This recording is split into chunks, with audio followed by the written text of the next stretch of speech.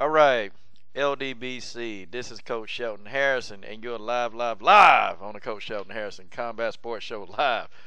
And man, I got one of the most popular men on YouTube right now in the coach's corner. That's right, the coach is kicking it today, and I'm nervous kicking this video with this guy, but I got DStyle right here on the line with Coach Shelton Harrison. DStyle, what's going on, man? What's going on, Coach? I don't know if I'm being the most popular guy on YouTube, but I appreciate the introduction, though. Hey, man, I'm just thankful to get to just chop it up with you, man, on some stuff that I know a whole hell of a lot of stuff I don't know about this, but this is your ballpark, man. This is where you swim. So, all right, man. Hell, sure. Let's go, man. So what's the deal, man? What's the deal with all this recent shit that oh God, PG-13 channel. God, I gotta bleep that out.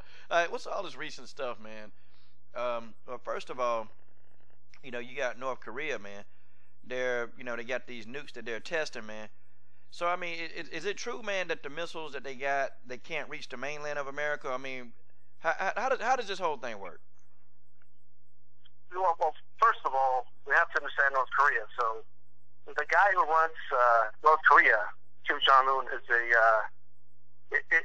a maniac, right? That's what he is. His father was as well, and so was his grandfather. They rule North Korea. They're even more than the dictator. They're seen as a god. As hard as that is to believe for some people, but that's what they're seen as in the country. People are told to believe that he doesn't even take a dump in the toilet, like literally, right? And he has the best golf games. He's a better golfer than Tiger Woods. He's better at basketball than Michael Jordan. And no, I'm not joking when I'm saying that. That's literally what people are there believe. In fact, people in North Korea believe that their dear leader can read their minds. There's been people that have been rescued from North Korea, and they were in the United States mainland, and they were telling authorities here that they're scared that the leader of North Korea knows that they're there because he could read their mind. And that's how powerful the brainwashing is in that country. So it's a very isolated country. They're very isolated from the world, and we're dealing with a maniac that wants to convince his people that he has everything under control, that they're the most powerful nation on earth, and no one can mess with them. Nobody can mess with their army or their leader. So the reason it's important to mention that is because whenever you hear about North Korea releasing a video, a propaganda video of bombing a United States city, like Seattle or something like that, or something in Hawaii, the reality is there's a very good chance that most citizens of North Korea right now literally believe that North Korea has launched a nuclear weapon to the United States to put the United States in their place. And what's that? Nah, I'm just laughing. That's so people who live in North Korea right now, they literally think that Kim Jong Pork Chop has sent over a nuke to America. There's a very good chance that they believe that. I'm sure there's a segment of the population that knows it's all show and question it. But keep in mind, they're isolated from the world. They don't have internet there. They don't have access to anybody in the outside world. The only information they're given is the information from the government. That's it. Like, there's no independent media there. There's nothing like that. And all the information given to them is from their leaders. So if they get a newspaper and it says, we just bombed Seattle and we put the United States in their place, but best believe a majority of that population is believing it. At least in the open they are. So basically what you're saying is this dude is about as crazy as that damn haircut that he got on his head. Because that's an ugly-ass haircut, man. And I can't stand that guy, man. Good grief, man. If I'm not mistaken, I could be wrong about that. I believe it's law for men in that country to have a haircut. And talk about cruel and unusual punishment right there. But, yeah. But as far as them having the capability of bombing the United States mainland, not right now. They don't have that capability. In fact, our CIA is already messing with their launch codes and stuff, which is why a lot of their missile testing is failing. It's one of the few good things that the CIA is actually doing right now. I can't figure out why the CIA figured out how to kill all these dictators, but they can't seem to figure out how to kill this madman. Because in all honesty, that would be a good thing. We don't need to go to war with him. We just need to assassinate this guy. But that's what's going on right now. If in the imminent future, if they're able to reach anything in the United States soil, it would be Hawaii. But I don't even believe they have the capability of reaching Hawaii. The biggest danger is, without a doubt, if they were to launch a nuclear weapon, even if it failed and did not land in its intended target, it would still do great damage to South Korea, Japan, because nuclear weapons are a very devastating thing. And if it were to land, they do right now have the capability of wiping out, like Seoul, South Korea, for example, maybe even reaching Tokyo, where a lot of innocent people live. So not only so I guess the big threat of a nuclear bomb is not just killing the intended target. It's like, wiping everybody else, the innocents. That's the big deal. Exactly, because a nuclear bomb is more than the initial explosion. If you get hit by that, in all honesty, it's better than getting hit by the radiation that comes after that. Because radiation passes walls. It's a very devastating thing. Like, there's still radiation in Japan from when we dropped the bomb in World War II. And nuclear weapons today are far more powerful than the atom bomb was in World War II. So even if he were to launch a nuclear weapon and it were to fail, it would probably wipe out his own country, but it would still, affect South Korea, even China, which is why China is very invested in the situation, and it'll also, wipe out, or it'll get into the shore and the radiation will reach Japan, which they don't want. So it's a very scary situation. It's a very real situation. Yeah, I pretty much imagine. So, I guess assassinating this guy, man, they make it seem like it's difficult, but I sat back and I'm like, well, they managed to get Bin Laden out of there. They managed to get Bin Laden, and then the guy that hung, they actually got hung. They found him in a hole. God, who was that guy, man? I'm talking about I forget. They found him in a hole. Hussein, that's what you're talking Yeah. They got Saddam Hussein. Not just that. I hate to say it's a lot of raw USA individuals out there. I think the truth is very important. We've invaded countries in South Korea because they raised the prices of bananas before. We've done these things. We've toppled democratic elected leaders, because they weren't playing ball with us in trade. This is a history that the United States has here. We've handled these things. Saddam Hussein was put in power by who? By us. The Iran used to be a very secular country who had a big hand in Iran becoming what it is now. We did. Why does Iran hate us? Because we were giving chemical weapons to Saddam Hussein to attack Iran with them. But that's how we supposedly knew he had weapons of mass destruction. So we give these dictators these weapons. How do people think Syria got the chemical weapons? We got them from us, and not enough people know this. It's almost scary to think. So we give them these weapons. When they use them, we accuse them of using them, and then we invade these countries. It's a crazy cycle. So basically what you're saying is that we gave Syria the weapons, and then we go off, and then we just blow them the hell up after that. Well, it's just the way it works. So it starts here. So in this country, we have military, but we have independent contractors, military contractors that build the bombs and the tanks and the Humvees, anything military you could think of, machine guns, weapons. And they want to make profit. They want to make money. And you can't if we don't go to war and we don't use these weapons, then we will have no need for them anymore. So what happens is they fund politicians because they'll give money to Democrats and Republicans alike. Both parties are guilty of this, and they will vote for bigger military spending. I mean, if you look at the data, we spend more just in military spending than the next 8 nations combined.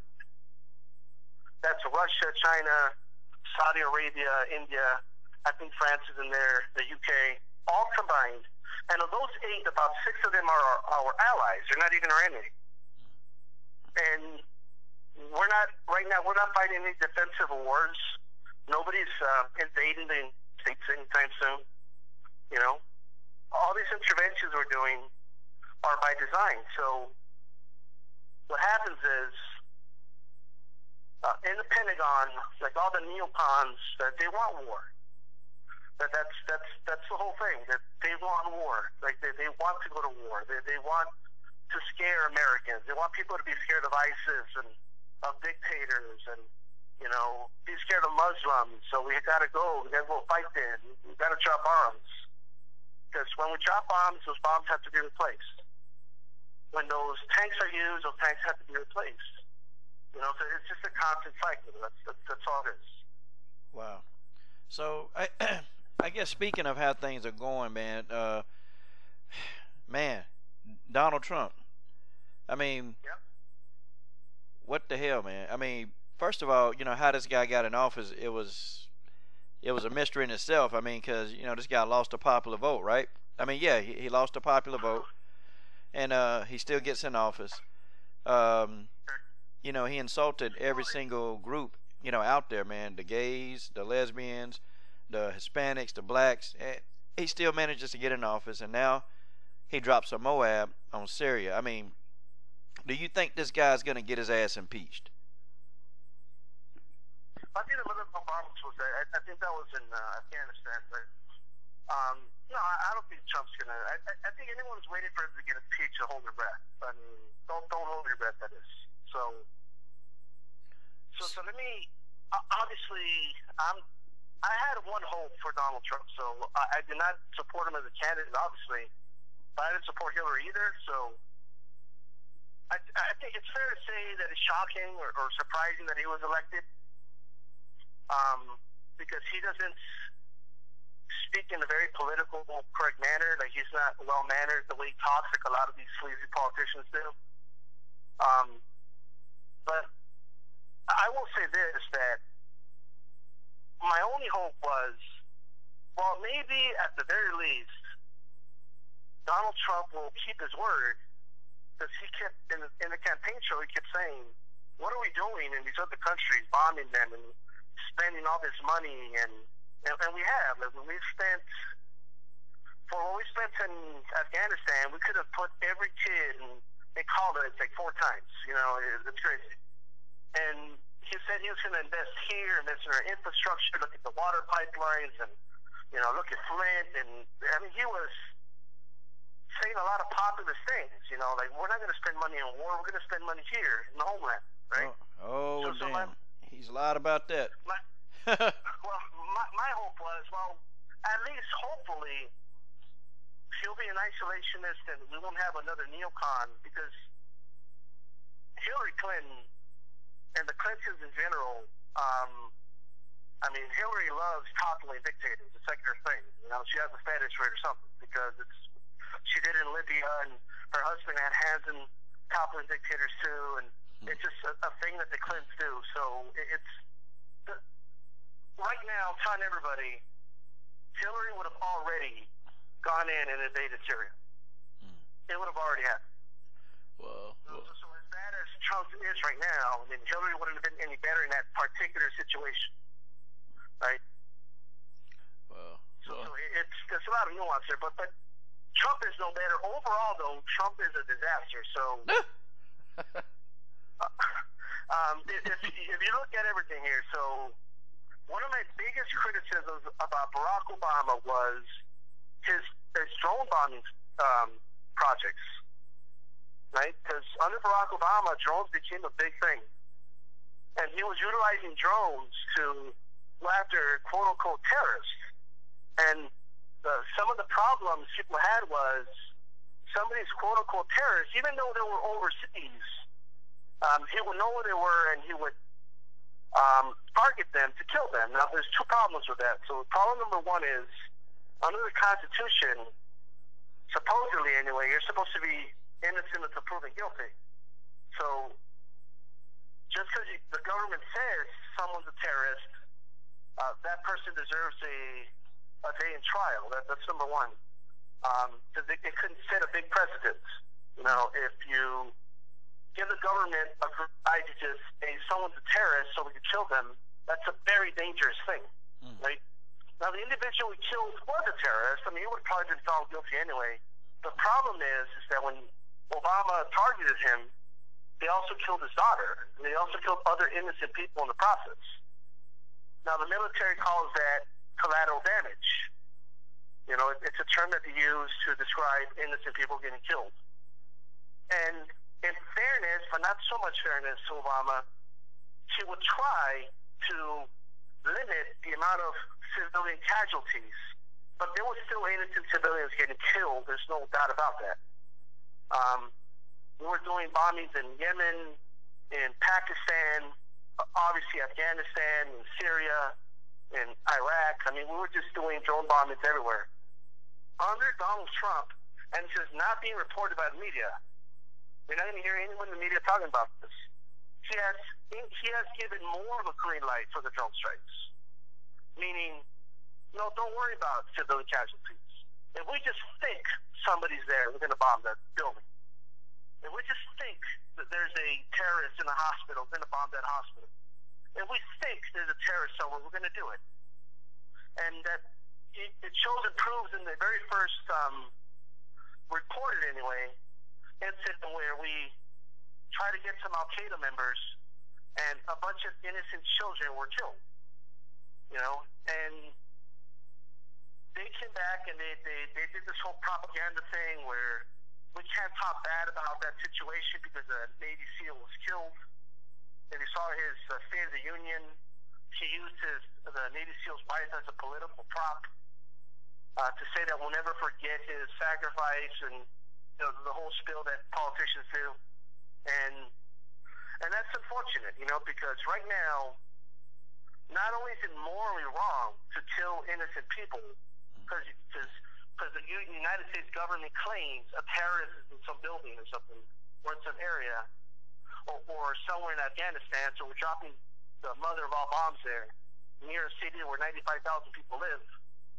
You know, it's not only is that morally wrong because you're killing innocent people, it's also counterproductive because, I don't know about you, Coach, but if a foreign country bombed one of my family members, I'm not going to be a big fan of that country. You know, if they killed my child or my wife or my husband or my father or even a best friend of mine or even a child of a friend of mine, believe me, I'm going to look at that country as the enemy. I'm going to look at them as a terrorist, not the other way around. So when a group like ISIS tells me, oh, we're fighting these bad guys, we're fighting this superpower, it's going to increase the amount of people that ISIS recruits. That's why ISIS wants these bombs. ISIS likes this. Like they like the fact that they're being targeted by the United States because they become the group to join in that side of the world for people that hate the United States. And I think anyone who, it's a very, like you cannot go to the news, or you cannot say this in ballparks or because everybody's all patriotic, but the reality is there is a lot of people around the world that have a sincere reason to not like us.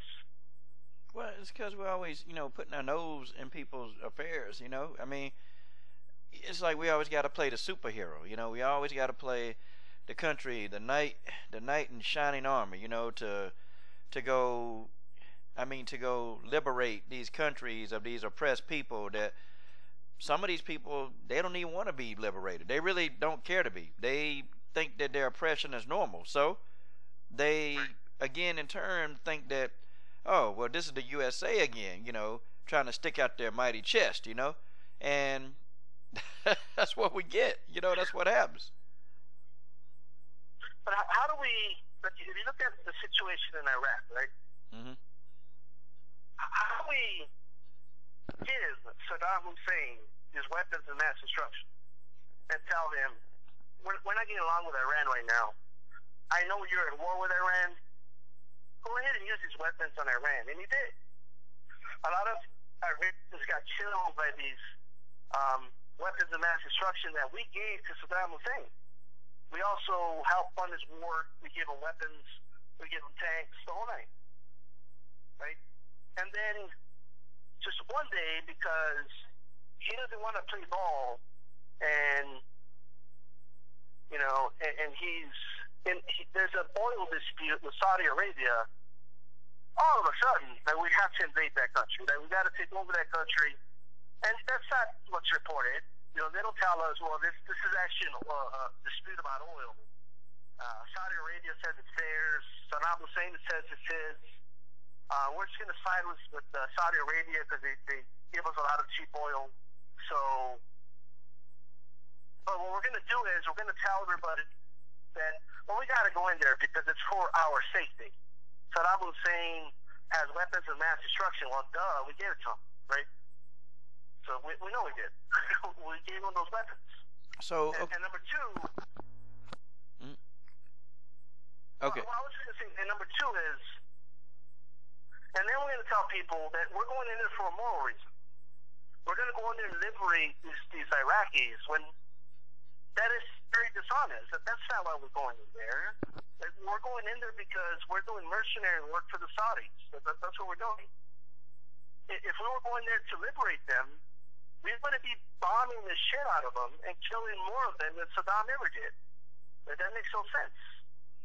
Yeah, my only question is why didn't Saddam Hussein ever, say anything about this, I guess during his last days, when he was getting captured and they were looking for him. You remember he was on the run and he was putting up these little video posts, almost every other day saying, ha ha, you can't catch me. Like, I wonder why Saddam never said anything like, well, it's the USA that's giving me all these weapons of mass destruction. Right. Well, the thing is, he did, but that's not going to be reported here. There's a lot of filters from point A to point B, and by the time any information gets here, I mean, it's already been so distorted, the information, that people just kind of take it for face value, right? But Saddam was not, I'm not here to tell people, oh, Saddam was a good person. He wasn't. He was a terrible individual.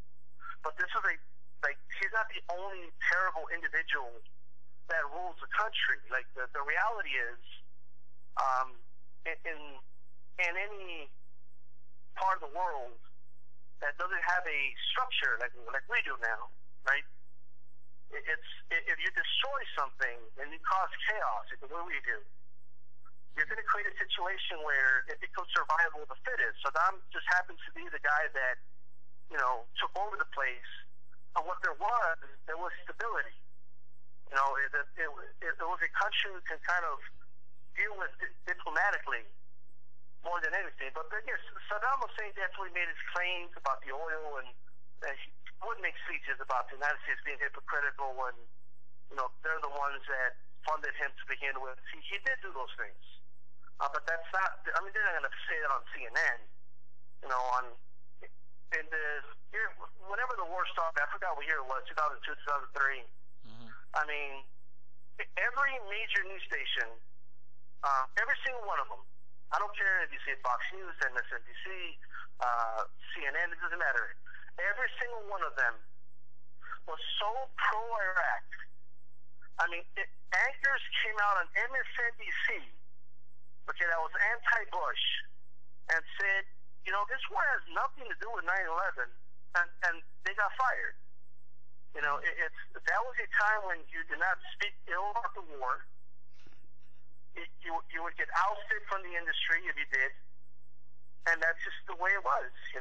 We only got the information that the Pentagon and the Bush administration wanted us to get. Okay, and the reality is, politicians on the Democratic side, like Hillary Clinton, were right for it. I mean, there's footage of Hillary on the House floor saying we got to go after Saddam. I mean, she was getting a late orgasm. Was talking about going after Saddam. Okay, I mean, I'm telling you, it's her thing. She never agreed with anything with Bush, but when they came to toppling dictators, she was right there. You know, oh yeah, we got to do it. We got to go now. It's imminent. Saddam Hussein is a imminent threat to the United States, which was ridiculous. Like he never was. Well, hell, you're not going to talk about my wife Hillary. Hey, you know how many things she's done for me. Don't talk about my wife that. Stop it. Hey, when Bill got caught, I tell you, when he got caught with Monica, Bill was like, "It's okay, I'm gonna topple dictators. Don't worry about it." She said, "All right, I forget." Right? I was just talking to her. I didn't do anything to her. We could get to it. We'll bomb him. And that's what happened. What they bombed his ass and found his ass and found him in a little hole and brought him back to the U.S. Yep. And then what? Oh shoot! And then I think the U.S. They extradited him back to Iraq, and then they hung him. Yeah. Dang, man. Yeah. But I mean, just look like. Let me put it this way. This is classic propaganda. So, number one, and I don't know. I'm just using my common sense here. So in Afghanistan, they tell us, I'm just going by the information they're telling us, that they dropped the mother of all bombs in the desert where there's caves, right? Now, nowhere in the media do they tell us that the CIA